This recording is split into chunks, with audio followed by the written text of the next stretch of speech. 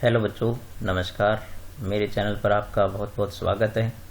तो जैसा कि आप देख रहे हैं कि इम्पोर्टेंट 40 क्वेश्चंस, तो लगभग सिलेबस जो संशोधित था उसके अनुसार अपने लगभग सारा सिलेबस जो है वो पूरा कर चुके हैं। लगभग हर कंटेंट पर मैंने आपको वीडियो बनाकर देने की कोशिश की है। और इसके बाद अपने क्या है कि क्योंकि परीक्षा के दिन अब बहुत कम रह गए हैं, तो कुछ महत्वपूर्ण 40 प्रश्न अपने ले करके और उनको दोबारा हल करेंगे, दोबारा सीखेंगे उनको। आप भी गौर से सीखिए इनको, और आप मानकर चलिए कि आपके जो 20 से लेकर के 28 तक जो बड़े प्रश्न आएंगे, 4, 5 और 6 नंबर वाले, वो इसी प्रकार के प्रश्नों पर आधारित होंगे। और यदि आप ये 40 प्रश्न भी ढंग से करते हैं तो इनमें से भी बहुत सारे प्रश्न आपके निश्चित रूप से आएंगे। तो अपने चलते हैं प्रश्नों पर। यहाँ पर आप देख रहे हैं ये है माध्यक का प्रश्न। तो माध्यक आपके जो इस प्रकार के वर्ग अंतराल वाले जो प्रश्न है वो 17.7 में दिए गए हैं। तो निश्चित रूप से माध्यक का एक प्रश्न आएगा।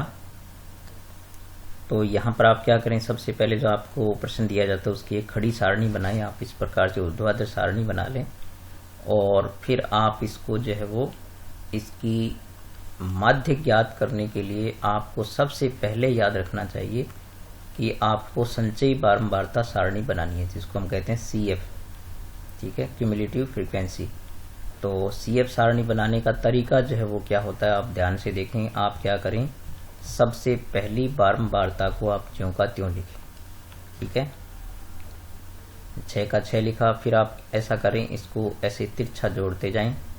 तो आप 6 को 20 में जोड़ेंगे तो ये आपके पास यहाँ पर आएंगे 26। फिर आप 26 को जोड़ें 44 में तो यहाँ पर आपके पास ये हो जाते हैं 70। और 70 को आप जोड़ें 26 में तो ये आपके पास हो जाएंगे 96। और 96 में आप जोड़ें 3 तो ये हो गया आपके 99। और 99 में आप 1 जोड़ें तो ये आपके पास हो जाते हैं 100। तो इस प्रकार से आपने देखा कि ये संचयी बारंबारता सारणी इस प्रकार से बनाई जाती है। आपके पास जो ये CF का जो अंतिम मान होता है उसको आप बड़ा N लिखें, क्योंकि ये बारंबारताओं का योग होता है, इसको N नाम दें। और फिर इस प्रश्न की जो एक बहुत ही महत्वपूर्ण लाइन है उसको गौर से लिखना सीखें। जैसे आप क्या करें, सबसे पहले छोटा m लिखें और इसका एक सूत्र बना लें, m बराबर n/2। तो n हमने निकाला है 100, तो 100/2, यानी ये जो अंतिम मान होता है ये n होता है, तो ये आपके पास आ गया 50। अब आप यहाँ से ये लाइन जो है वो गौर से याद कर लें। तो 50 से ठीक बड़ी CF, तो 50 से ठीक बड़ी CF आप देख रहे हैं। आप क्या करें, यहाँ ऊपर से जब नीचे की ओर आएंगे तो सबसे पहली बड़ी आपको जो CF नजर आ रही है वो है 70। तो CF 70 का संगत वर्ग, ठीक है, संगत वर्ग। तो आप देख रहे हैं कि संगत वर्ग 70 का जो है वो क्या है, 40 से 55 है, ठीक है। तो ये 40 से 55 जो होगा आपका, इसको हम बोलेंगे माध्यक वर्ग। तो ये 40 से 55 क्या हो गया, माध्यक वर्ग है, ठीक है। और एक बात और बहुत अच्छी तरीके से याद रखिए कि आपका जो माध्यक वर्ग है 40 से 55, तो आपका जो आंसर आएगा वो अब 40 से 55 के बीच में ही आएगा, ठीक है। तो ये लाइन इसकी बहुत महत्वपूर्ण लाइन होती है, ये आप अच्छी तरह याद कर लें, ये जो तरीका है। फिर आप क्या करें, सूत्र लिखें। ये जो माध्यक का सूत्र है उसमें आप गौर से देखेंगे L प्लस, और प्लस के सामने ये आप ये लाइन खींचें पहले, जो हम बटे के लिए भिन्न के लिए लगाते हैं, इसके ऊपर m-c/f इंटू में लिखें h। इस सूत्र को आप बहुत ही गौर से अच्छी तरह लिख कर देखें और ध्यान से लिखें। अब हम जो यहाँ पर ये सारे जो नोटेशन आए आपके संकेतांक हैं उनको आप एक एक करके इस सारणी के अंदर लिखना सीखें। तो यहाँ पर जो सबसे पहले है L, तो जो हमने माध्यक वर्ग ये लिया है, इसकी जो निम्न सीमा होती है ये वाली 40, ये हो गया आपका L, गौर से याद रखें। और इसके सामने की जो बारंबारता होती है माध्यक वर्ग की वो होती है F। और जो n/2 हमने निकाला था 50 से ठीक बड़ी CF जो थी उसकी ठीक ऊपर वाला जो CF होता है वो होता है C, ये याद रखें इस प्रकार से। और जो माध्यक वर्ग का जो अंतर होता है उसको हम बोलते हैं H, वो आप कहीं भी ले सकते हैं, सभी जगह समान होता है। तो यहाँ से आप इनका अंतर जो है वो क्या लेंगे, H लेंगे। और इस प्रकार से ये सभी नोटेशन को आप ध्यान से लिख लें। जैसे यहाँ इस सूत्र के नीचे ही गौर से लिख लें। तो जैसे L आपके पास हो गया 40, F हो गया आपके पास 44 और M जो आपने निकाला है यहाँ से, इसको गौर से लिख लें, वो है आपके पास 50। तो M बराबर कितना हो गया 50। और C आप देख रहे हैं कि C आपके पास है, C जो है वो आपके पास है 26। यहाँ से आप देख रहे हैं ना ये 26, तो ये गौर से यहाँ लिख लें। और H जो वर्ग अंतराल होता है, तो आप देख रहे हैं कि 10 से 25, 25 से 40, तो इन सब का अंतर जो होता है वर्ग अंतराल वो होता है H। तो ये सभी लिखने के बाद आप क्या करें, इनमें सूत्र में इन चीज़ों को गौर से भरें ताकि लिखने में गलती नहीं हो। तो आप ये देखेंगे कि M बराबर L की जगह आप क्या लिखें 40 प्लस M आपका जो कितना है वो है 50 और माइनस में C, आप ये सूत्र के अनुसार ध्यान से लिखें इसको। और अपॉन में F आपके पास कितना है वो है 44, ठीक है। और गुणा में आप क्या करें H लिखें, H आपके पास है 15। अब इसको थोड़ा सा आप इतना करने के बाद आप थोड़ा गौर से हल करें इसको। जैसे सबसे पहले आप क्या करें, आप ये 50 में से 26 घटाएंगे तो ये आपके पास आएंगे 24 और अपॉन में क्या है 44 गुणा में 15। किसी प्रकार की जल्दबाजी न करें, कई बार आप अनावश्यक रूप से जोड़ घटाव कहीं कर देते हैं तो उससे सवाल गलत हो जाता है। अब यहाँ से आप थोड़ा इसको ध्यान से देखेंगे तो कुछ संख्याएं सरल भी होती है। जैसे यहाँ पर आप देख रहे हैं कि ये 24 और 44 जो है वो आपको 4 से पाड़े से आप इसको सरल कर सकते हैं। तो जैसे आप देख रहे हैं कि 6 चौके 24 और 11 चौके 44, ठीक है। तो ये सरल करने के बाद आपके पास क्या आया वो भी आप गौर से लिखें पहले। तो यहाँ आप देखेंगे कि 40 प्लस यहाँ से इसको सरल करने के बाद काटने के बाद आया 6, अपॉन में है 11 और गुणा में अभी आपके पास कितना है 15। और यहाँ पर 1 लेकर के ऊपर ऊपर गुणा करें, नीचे नीचे गुणा करें। कई बार बच्चे क्या करते हैं कि इसको तिरछा गुणा कर देते हैं। तिरछा गुणा तभी होता है जब बीच में बराबर का निशान हो। तो यहाँ आप 40 प्लस देखो ये 15 छिके कितना हो गया 90 और अपॉन में क्या आपके पास 11। अब आप क्या करें, यहाँ से इसको सरल करना सीखें गौर से। बहुत सारे बच्चे यहाँ आकर के प्रश्न को गलत करते हैं, तो यहाँ आपको बिल्कुल गलती नहीं करनी है। आप क्या करें, इसको मैं यहाँ लिखता हूँ। तो यहाँ आप क्या करें 40 जो है आपके पास उसके अपॉन में 1 मान लें और प्लस में आपके पास है 90/11। अब आप क्या करें, इसका लघुत्तम लें। हर प्रश्न में बिल्कुल ऐसे ही हल करें। तो नीचे वालों को गुणा कर दे 11 एकम 11। बिल्कुल आप अगर आपकी गणित बिल्कुल कमज़ोर है तो भी आप बहुत आसानी से इसको सीख सकते हैं।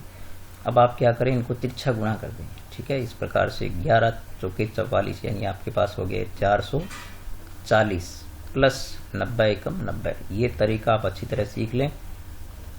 तो अब आप इनको जोड़ेंगे तो ये आएंगे आपके पास 530, ठीक है। और अपॉन में क्या है 11, तब आप देख रहे हैं कि आप 11 का भाग लगा दें।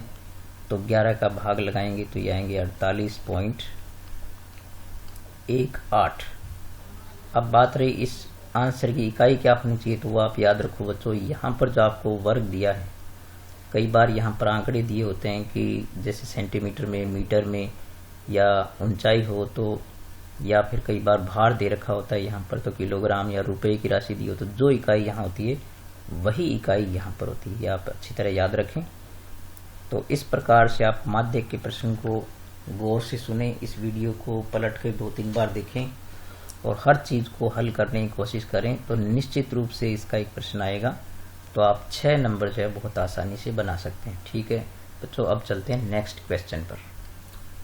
तो यहाँ पर आपके पास फिर एक बहुत ही महत्वपूर्ण प्रश्न है 17वीं प्रश्नावली का, वो है पद विचलन विधि से माध्य ज्ञात करना। तो आप ये ध्यान रखिए, माध्य और समांतर माध्य एक ही चीज होती है। तो ये पद विचलन विधि से जो समांतर माध्य यानी कल्पित माध्य विधि से जो ज्ञात करते हैं उसका ही एक तरीका होता है। तो उसमें पद विचलन विधि से जब आप समांतर माध्य ज्ञात करते हैं तो आप क्या करें, सबसे पहले इस सारणी को आप खड़ी सारणी बना लें, यानी ऊर्ध्वाधर रूप में लिखें इसको। फिर आप क्या करें, इसमें ये कुछ कॉलम जो मैंने बनाए हैं, तो आप यहाँ पर क्या करें, मध्यमान x। तो मध्यमान x निकालने का ये तरीका जो मैंने यहाँ पर लिखा है, आप क्या करें, मध्यमान निकालने के लिए x जो हम निकालते हैं उसके लिए निम्न सीमा प्लस ऊपरी सीमा बटे 2। तो ये सबसे पहला वर्ग आपके पास है, इसकी ये निम्न सीमा और ये ऊपरी सीमा है। तो इन दोनों को जोड़ें आप यहाँ पर, यानी 0 + 10 10 बटे 2, यानी 0 + 10 10 हो गया, 10 बटे 2 करेंगे तो 5 आ गया। तो एक बार ये पहला मान सावधानी से निकालने के बाद आप जैसे यहाँ पर आपके पास आ गया 5। अब इसको आप गौर से सुने और इसको याद रख लें कि कैसे हम आगे के मान निकालेंगे। हर बार जोड़कर निकालने की ज़रूरत नहीं है आपको। अब आप क्या करें, ये जो निम्न सीमाएं आप देख रहे हैं इनमें आप इनको जोड़ते जाएं। तो आप यहाँ पर जोड़ेंगे 10 और 5 कितने हो गए आपके पास 15, और 15 और 20 कितने हो गई 25, और 25 में आप फिर क्या करें, आप यहाँ पर 5 जोड़ें, नहीं सॉरी 10 जोड़ते जाएं आप। तो यहाँ पर आप देखेंगे कि 30 और 5 कितने हो जाएंगे 35, और फिर 40 और 5 कितने हो जाएंगे 45। तो एक तो तरीका ये हो गया कि आपके पास जो ये पहली बार मध्यमान आया, आप निम्न सीमा में जोड़ जोड़ कर इनको निकाल सकते हैं। दूसरा तरीका इसका ये है कि आप मध्यमान आपने जो निकाला है उसमें वर्ग अंतराल जोड़ते जाएं। तो जैसे कि 0 से 10 का जो वर्ग अंतराल है वो 10 है, तो 5 और 10 15, 15 और 10 25, 25 और 10 35, और 35 और 10 45। यानी आप वर्ग अंतराल जोड़ते जाएं तो भी आप ये ज्ञात कर सकते हैं। अब आप क्या करें, यहाँ पर जो सबसे बड़ी बारंबारता है, ठीक है, ये 15 है आपके पास, इसका जो संगत x होता है उसको आप एक बार कल्पित माध्य मान लें। ठीक है, कि माना कल्पित माध्य आपके पास क्या है 25 है। तो यहाँ पर आप लिखें माना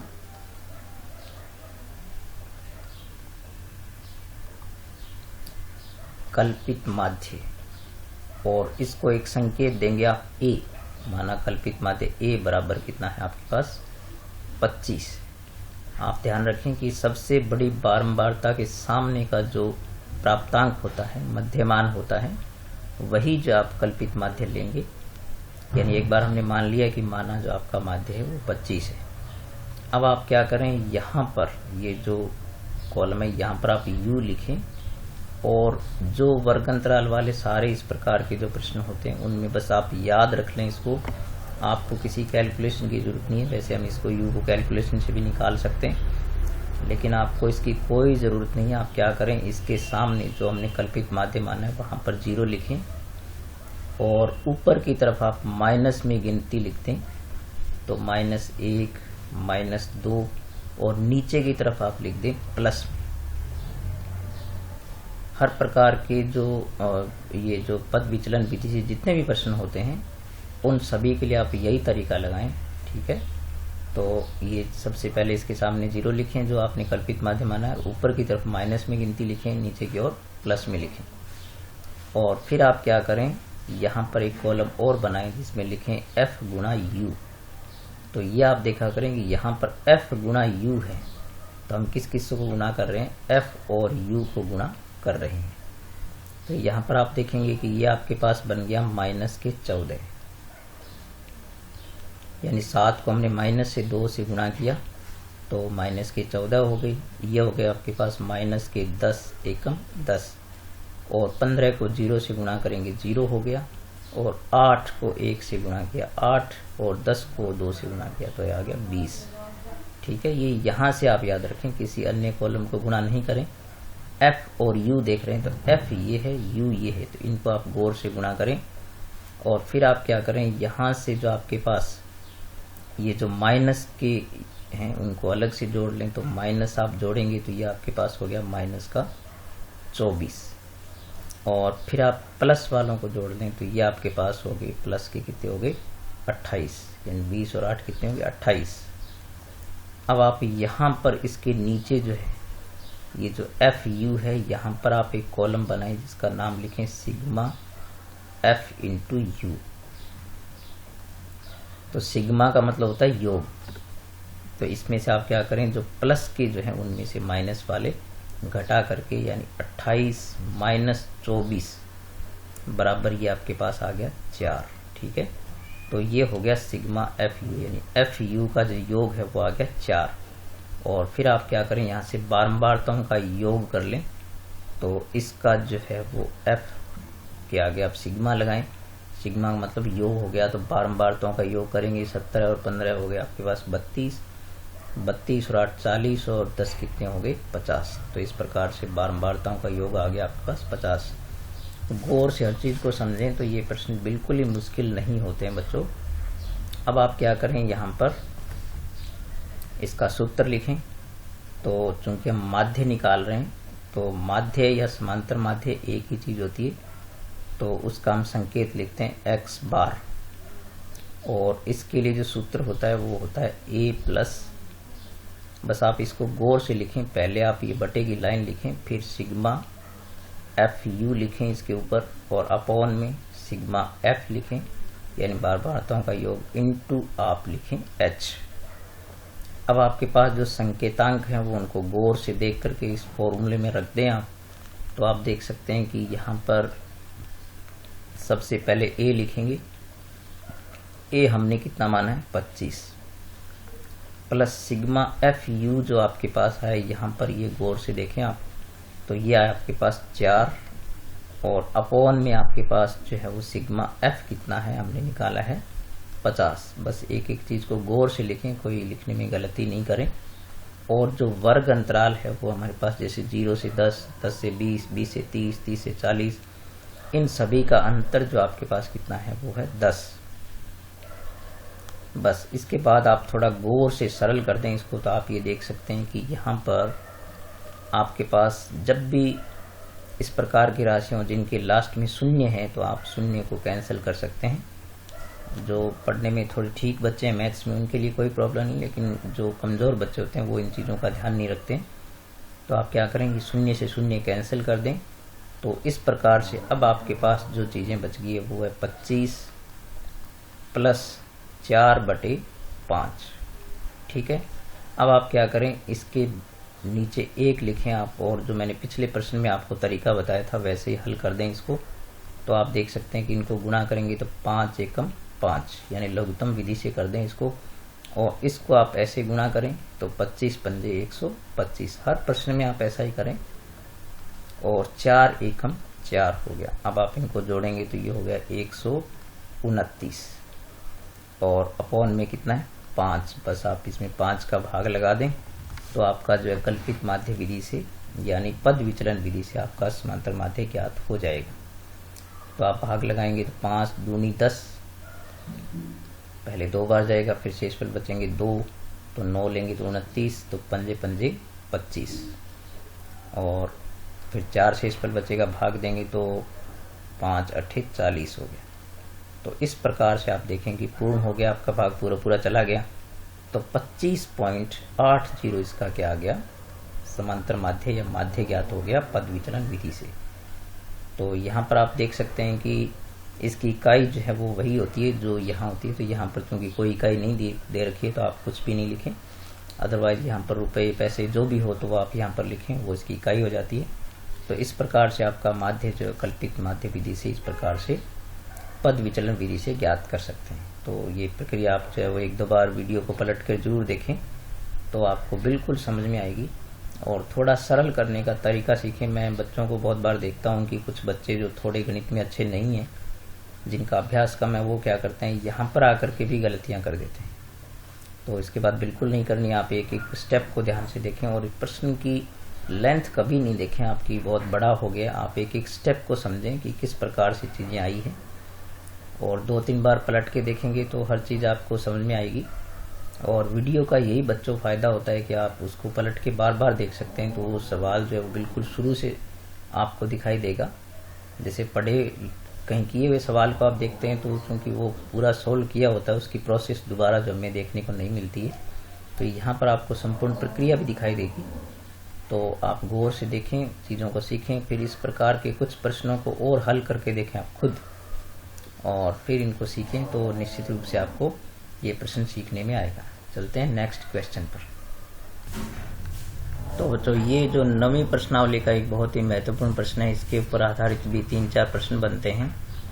तो आप ये प्रश्न जो है गौर से देखिए और इसको हल करना सीखिए। तो यहाँ पर आपको कहा है कि x अक्ष पर स्थित वह बिंदु ज्ञात कीजिए जो इन बिंदुओं से समान दूरी पर है।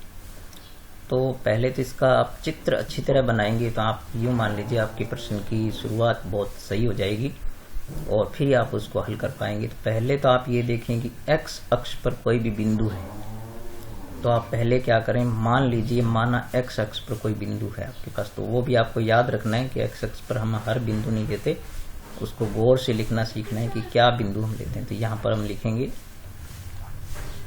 माना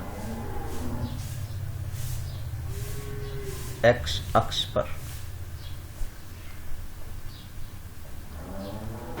बिंदु। तो x अक्ष पर जो बिंदु लेते हैं उसको आप हमेशा याद रखें, वो हम लेते हैं P नाम दे दें उसका, उसको लिखें x, 0। तो ये जो x अक्ष पर बिंदु होता है वो होता है x, 0, और जब भी y अक्ष पर लें तो वो होते हैं 0, y। ऐसा प्रश्न आपकी किताब में जो इस जैसा ये प्रश्न 9.1 में दिया है उसके ठीक बाद वाला प्रश्न y अक्ष वाला है। तो आप क्या करें, ये जो x अक्ष पर स्थित बिंदु है जिनसे ये बिंदु समान दूरी पर, इसको आप ऊपर लिखें यहाँ पर। तो यहाँ पर लिखते हैं x, 0, और जो दिए गए दो बिंदु हैं जिनसे ये समान दूरी पर है उनको आप नीचे लिख दें, उनके नाम रख दें a और b। तो a आपके पास कितना हो गया, -2, -5। ये पहला बिंदु है ये वाला, और दूसरा बिंदु जो आपके पास ये वाला, इसको आप b मान नाम दे दें। तो ये हो गया आपके पास 2, -3। और फिर जो ये यहाँ से दूरियां हैं ये आपको बताया कि ये बराबर दूरी पर है, ठीक है, समान दूरी पर है। तो ये मैंने जो संकेत लगाए हैं आप भी इस प्रकार लगाना सीखें कि बराबर दूरियां जब भी बताएं तो इस प्रकार से संकेत लगा दें। तो आप इस प्रकार से इसका चित्र बनाना सीखें तो आपके लिए प्रश्न करना आसान हो जाएगा। अब आपको कहा है कि ये जो बिंदु है वो इनसे समान दूरी पर है, तो आप पहले क्या करें, इसका जो है वो दूरी सूत्र से इनके बीच की दूरी ज्ञात करें। तो पहले आप AP दूरी ज्ञात करें। तो हम दूरी सूत्र से क्या निकालते हैं, AP, यानी AP की लंबाई निकालते हैं। तो AP की लंबाई या दूरी ज्ञात करें। तो AP की दूरी ज्ञात करेंगे तो दूरी सूत्र लगाएंगे आप। तो दूरी सूत्र लगाने के लिए एक ये जो सूत्र है आप इसको अच्छी तरह याद रखें, वो होता है x2 - x1 का वर्ग प्लस y2 - y1 का वर्ग, ठीक है। इसमें चीज़ों को रखते समय आप ध्यान रखें कि x2 y2 क्या लेना है और x1 y1 क्या लेना है। तो यहाँ से चूंकि हमने AP लिया है तो AP, तो ये पहला बिंदु हो जाता है आपके पास, ये दूसरा बिंदु हो जाता है। तो ये x2 y2 होगा और ये होगा x1 y1, ठीक है। तो आप यहाँ से इन चीज़ों को गौर से भरें इस सूत्र के अंदर। जैसे आप यहाँ पर x2 यानी दूसरा बिंदु आपका P जो है ये x2 हो गया, तो ये है आपके पास x। फिर सूत्र में यहाँ पर माइनस होता है, वो लिखने के बाद आप दूसरे x1 का मान देखें। तो x1 भी यहाँ पर आपके पास माइनस है, तो आप क्या करें, एक छोटा ब्रैकेट लगाएं और -2 लिख करके इस प्रकार से आप इसको बंद कर दें। फिर y2 आपके पास यहाँ पर देखो ये आपके पास कितना है, 0 है। फिर आप माइनस सूत्र वाला लिखें, फिर आप y1 देखें तो ये भी आपके पास माइनस है। तो थोड़ा सा ये इस प्रकार से आप लिखना और सरल करना सीखें। तो ये इस प्रकार से राशि इस प्रकार से हो गई आपके पास। अब आप देखें कि इसको सरल करें, तो सरल करेंगे तो यहाँ पर x और फिर देखो यहाँ पर माइनस है ना ये, तो यहाँ भी माइनस है। तो बच्चों जब यहाँ माइनस और माइनस हो तो जब ब्रैकेट खोलेंगे तो गुणा होकर के क्या हो जाएगा, प्लस। बस यही चीज़ है जो इस प्रश्नावली में आपको गौर से सीखने वाली होती है। बच्चे बार बार यही गलतियाँ करते हैं। तो यहाँ पर ये हो जाएगा इसी प्रकार से, माइनस को माइनस से गुणा किया तो प्लस का आ गया 5। तो ये इसका वर्ग हो गया। अब आप क्या करें, यहाँ पर एक जो सर्वसमीका लगाएं, तो सर्वसमीका जो है इसमें यहाँ पर लगेगी x प्लस 2 का वर्ग जो होता है।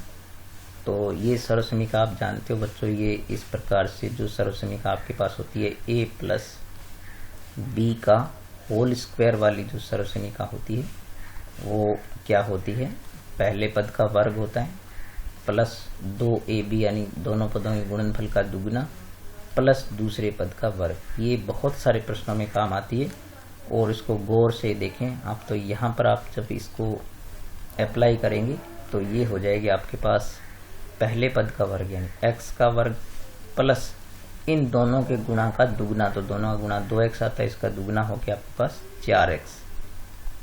फिर करेंगे b स्क्वायर यानी दूसरे पद का वर्ग करेंगे, 2 का वर्ग हो गया 4। और यहाँ पर आप देख सकते हैं 0 प्लस 5, 5 का वर्ग कितना हो गया 25। यहाँ पर सर्वसमीका लगाने की जरूरत नहीं है क्योंकि ये तो आंकिक मान है, ठीक है। तो इस प्रकार से आपके पास सरल करने पर ये आ गया आपके पास x स्क्वायर प्लस 4x और 25 और 4 क्या हो गए 29। तो इस प्रकार से AP का मान ज्ञात हो गया। अब अपने करते हैं BP का मान ज्ञात, ठीक है। तो BP का मान ज्ञात करते हैं यहाँ से। तो मैं BP को यहाँ लिखता हूँ।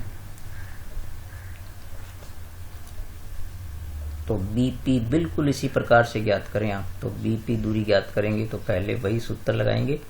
तो मैं अब सीधा सूत्र में मान रखता हूँ x2 माइनस x1। तो ये हो गया x माइनस 2 का वर्ग हो गया। फिर y2 माइनस 1, तो y2 ये हो गया। तो 0 माइनस सूत्र वाला हो गया और यहाँ ये भी माइनस है, तो इसको गौर से लिखें और इस तरीकों को सीखें आप। अब आप यहाँ पर क्या करें, जैसे यहाँ पर आपने जो लगाया था x प्लस 2 का होल स्क्वायर यानी a प्लस बी की प्रॉपर्टी लगाई, तो यहाँ पर जब माइनस हो बच्चों तो यहाँ पर भी क्या हो जाता है, माइनस हो जाता है। तो ये आप लगा दें इस पर, यानी पहले पद का वर्ग फिर दूसरे दोनों के गुणनफल का दुगना, तो माइनस लगाएंगे आप क्योंकि माइनस है, और दोनों के गुणा का दुगना करेंगे तो ये हो गया आपके पास 4x और प्लस में 4, दूसरे पद का वर्ग कितना हो गया 4 हो गया। तो कई बार बच्चे कहे कि ये होल स्क्वायर वाली विधि को बार बार गलत लगाते हैं। तो बच्चों को किसी चीज़ को सीखेंगे तो उसको हम गौर से सीख लें तो वो गलती होने के चांस बिल्कुल कम हो जाते हैं। कई बार आप क्या है कि चीज़ों को गौर से सीखते नहीं है, आधी बात सीखते हैं, तब ऐसी गलतियां होती है। तो यहाँ पर ये हो जाएगा आपके पास 0 प्लस 3, 3 का वर्ग कितना हो गया 9। तो इस प्रकार से आपके पास BP क्या आ गया, x स्क्वायर माइनस 4x और प्लस में आ गया 13, ठीक है। अब इस प्रकार से AP और BP ज्ञात होने के बाद, चूंकि आपको बताया है कि AP और BP दोनों समान हैं, तो चूंकि आपको दिया है कि AP बराबर किसके है, BP है, यानी समदूरस्थ है, समान दूरी पर है, तो आप इनको क्या करें, बराबर लिखें, दोनों AP और BP को बराबर लिखें। तो AP हमने ज्ञात की थी ये और BP आपके पास है ये, तो इनको बराबर रखें आप। तो बराबर रखेंगे तो ये है आपके पास x स्क्वायर प्लस में कितना है 4x प्लस है 29 और BP आपके पास क्या है x स्क्वायर माइनस 4x और प्लस में 13। अब चूंकि दोनों तरफ यहाँ पर वर्गमूल है तो आप दोनों तरफ क्या कर दें, वर्ग कर दें, दोनों तरफ दोनों वर्ग कर दें। तो यहाँ पर ये शेष हिस्सा जो मैं इसके नीचे करता हूँ, आप इसको गौर से समझना। यहाँ से AP है फिर BP यहाँ निकाला, बाकी प्रश्न का हिस्सा मैं यहाँ पर कर रहा हूँ। तो दोनों ओर वर्ग करने पर, दोनों ओर